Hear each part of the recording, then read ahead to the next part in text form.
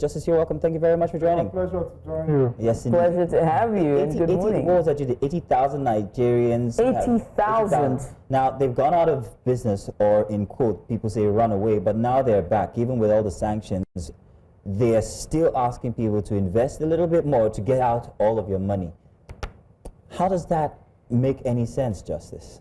Okay, I don't think it makes any sense. One of the ways that they could have been able to get away with blue murder, as I see it, is the fact that they are extraterritorial. They are not exactly fully based in Nigeria. We cannot pinpoint that, okay, this is where they are running in Nigeria. And in our bills on the average Nigerian, whether amongst the 80,000 or more people who may want to exercise optimism as to their coming back, to know that these people are criminals, they are scammers, they are thieves, and under no condition should they be swayed by whatever promises that they are making. That's the thing. Those are advised. They're being advised to proceed with caution. You're being advised, which means you could go ahead. So what does the law protect?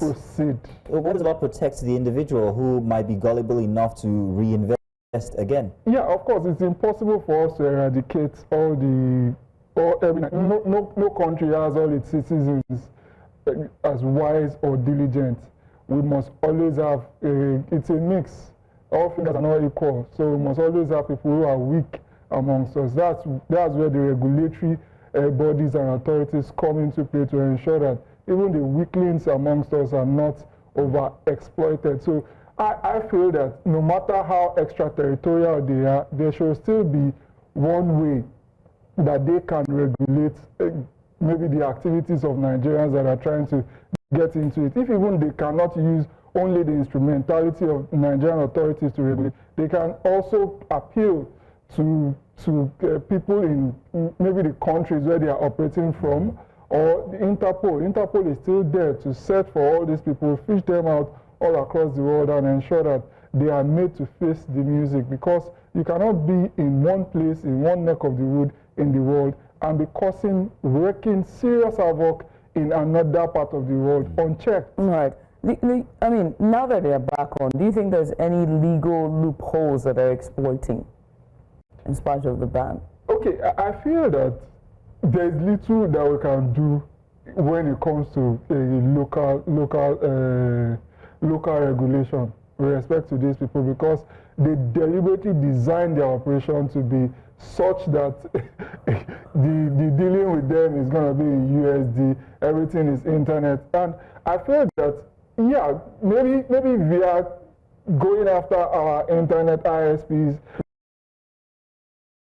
our internet sites like that or apps like that do not work with Nigeria. So we can regulate through that. And through the banks, in one way or the other, I still feel that they can be regulated. And for the collaborators that they have in Nigeria, the sponsors and the people who are helping them to advertise and helping them to try to secure vulnerable Nigerians to join the scheme, the criminal scheme, I think that they can try to fish them out and discourage anybody, maybe any influencer that may want to also advertise, or anybody or in any way whatsoever, in order to ensure that the number of people that fall victims to them eventually will be as reduced as possible. We must perpetually be reminded that even in the US, in the United States, there's a reason why Yahoo boys or Sakawa boys in Ghana have always been in business for more than 2 decades and will continue to be in business. For more than 2 decades? I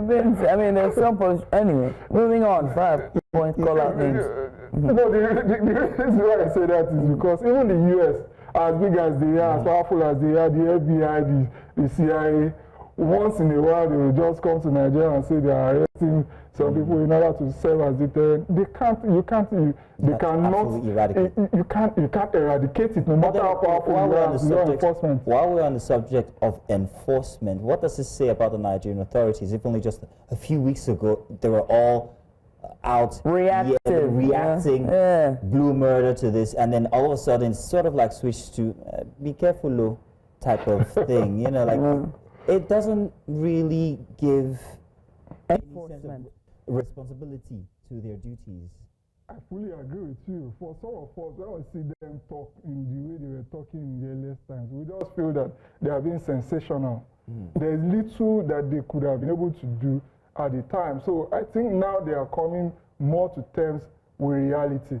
So that's generally the way I see it. But in itself, is the CBEX instance, along with all others that have come and gone, illegal? And in what ways is it illegal exactly when it comes to the Nigerian laws guiding? Okay, I think that it's illegal on so many fronts. First, if we look at it from the Banking and Other Financial Institutions Act front, you are not supposed to take a deposit from people that are more than 50. So when people cross 50, when the number crosses 50, you're already in the shoddy waters. So you can't have you're already people breaking invest, the law. not more than 50 people invest in such a scheme. You cannot, without a license from the SEC, pursuant to the Investment and Securities Act. I also commend you to Section 54 of the Investment and Security Act that says that you cannot even you can't get deposits from more than 50 people. We have been breaking these laws a long time ago from what we call ajo in Yoruba, collecting investment schemes. If you collect money, but if you collect deposits, I don't know about you. if you collect deposits from more than 50 people in number, before you can even do that, you're supposed to seek a license. There is also the Money Laundering Prohibition Act that you are infringing on. There's also the Advanced Fee Fraud Act that you are infringing on. EFCC Act. The number of acts, the Criminal Code Act. You just hit something here, and I don't know whether you heard that resounding ding ding ding. Ajo is illegal. If you are collecting deposits from more than 50 people, it is illegal. Yeah, but that's the instance in most places. I don't know if you agree. Right. Most places of work where people are like, hey, come on, we're doing this thing, and then everybody's like, okay. It's called collective investment scheme. Right. I recommend you to Section 54. So what about those cooperatives that you see where and it's a normal, it's an informal way of banking system, or rather savings system, where in the marketplace there's somebody, it's a cooperative where they go around and they collect, and they save for them. That one is different because because the law recognizes it, the law acknowledges it. But it's not acknowledged. I love that. It's not recognized by the law. Because listen, we learn every day. Yeah. So you were telling about how much more illegalities lie there in these kinds of... Yeah, so they are breaching a potpourri of our laws. Banking and Other Financial Institutions Act, Investment and Securities Act, Advanced Fee Fraud Act, EFCC Act, Money Laundering Prohibition Act, the Criminal Code Act, to mention just a few. And then finally to now run away with people's money. That caps it all off. And theft. No two ways to theft. So if they are going to be, for the number of them that have already been caught, I feel the charges are going to be brought against them.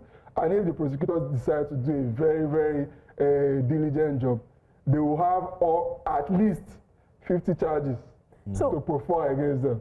I mean, just reeling out the legalities of CBEX and really reeling out some of these things that we don't even have the knowledge of. For example, Ajo. Many people don't know this, right?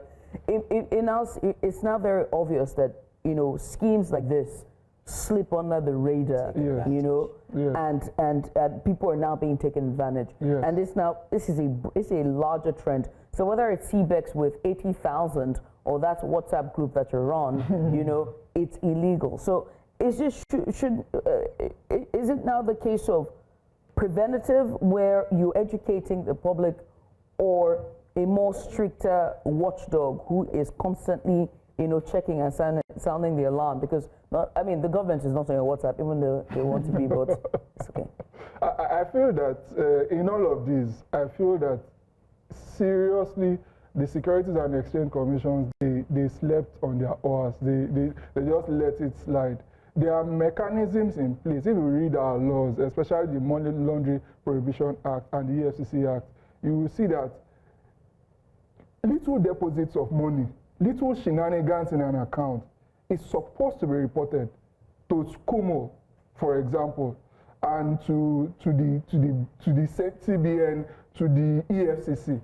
So I do not see how come 1.3 trillion naira the shenanigans that happen in certain accounts, and there was no spike, there was no alert, there was no red warning. And how do we have a country where 80,000 people are investing in participated in a scheme, and there was no government authority? Are we in a place where there are no laws to regulate our affairs again? 80,000 people.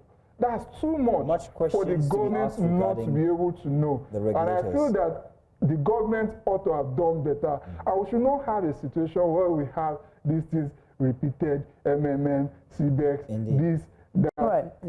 Okay. Wait, I wanted to ask you, right, a repeated trend, is it, I mean, we've asked this question so many times, but at the top of it, is it greed, or is it just the lack of education? Because you're saying that they sleep on their laurels, but is it greed, lack of education, or just all around Nigerians just want to make money? Or the economy. Or the economy, you know? I will not see it from the, I've heard other people talk on it. I won't see it from the angle of greed, especially for the majority. I will see it from the angle of pure financial illiteracy and the economy. Because schemes like this happen much more in underdeveloped countries or in third world countries like ours. Wait, what about the one that they feel that, hey, look, I don't like any people flog on Nigeria. Which one? The one that Kim Kardashian and the rest were promoting.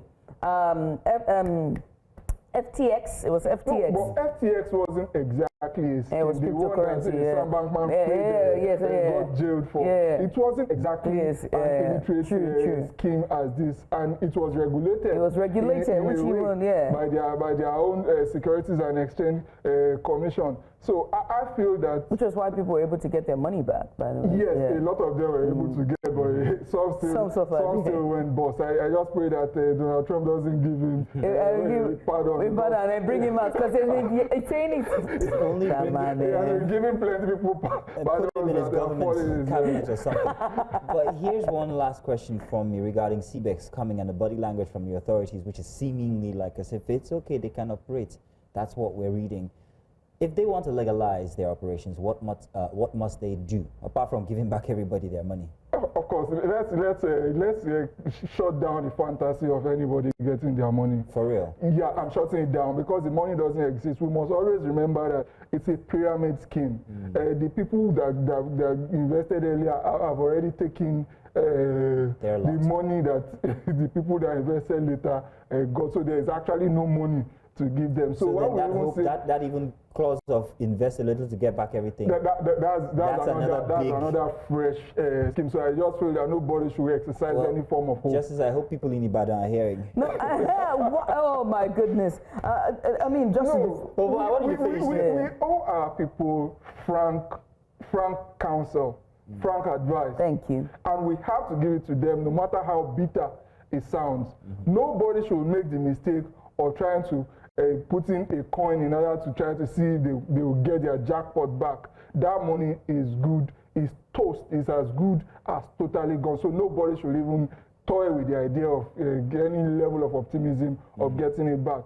And if by any chance one or two people are able to get it back, we must always remember that these people, the way they organize their scheme is by testimonies. Exactly. It runs by testimonies. Right. And because we're pressed for time and they're in our ears telling us to wrap up, right? But I do have to say this, and I think it's very important that we sound the alarm. I remember back in the 90s, I would always say it, whoever, and again, I realized then that it was, I don't know if it was UNICEF or which of the CSOs at the time or the NGOs, international NGOs, but they spent a lot of money in public sensitization. And we saw that it destigmatized AIDS and HIV, it destigmatized immunization, and it did a lot to help with our healthcare system. The SEC and whatever regulatory bodies have enough money to educate Nigerians. They have enough money to run ads in all major languages and Pidgin English, as well as English language or Igbo English, and run it on both media, print, radio, television, and new media, which is social media. Absolutely. And they refuse to do that. But before I let you go, let's talk about meaningful investor laws. Can they constitute meaningful investor laws where they can protect investors, investor protection, because you're saying these people are never getting their money back. 80,000 people. I would never forget that video of that woman sitting at that gate, wailing, crying. I mean, I'm getting goosebumps, so I'm just gonna leave it. I'm not drinking tea. I'm sorry. Hey, it's painful. The people's money are gone. Real quick. Yeah, investor protection, please. In 30 seconds, can you round it up? For me, I actually think that we have, just like one of my ancestors-in-law would say, that we have fantastic laws on our books. It's just implementation. Investors are seriously protected in our laws, on the pages of our laws.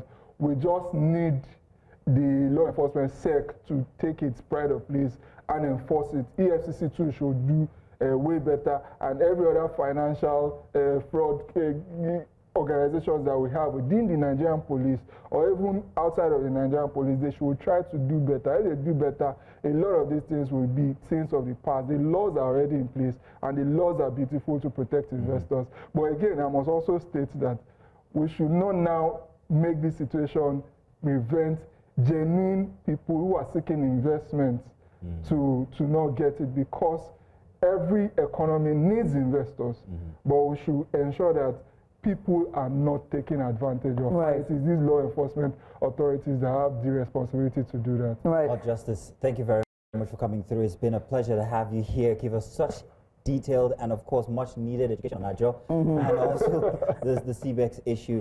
It's definite that we need more education, and of course the authorities also need to push out more of these awareness programs so people do not get taken advantage of, especially in such hard times as we find ourselves in Nigeria.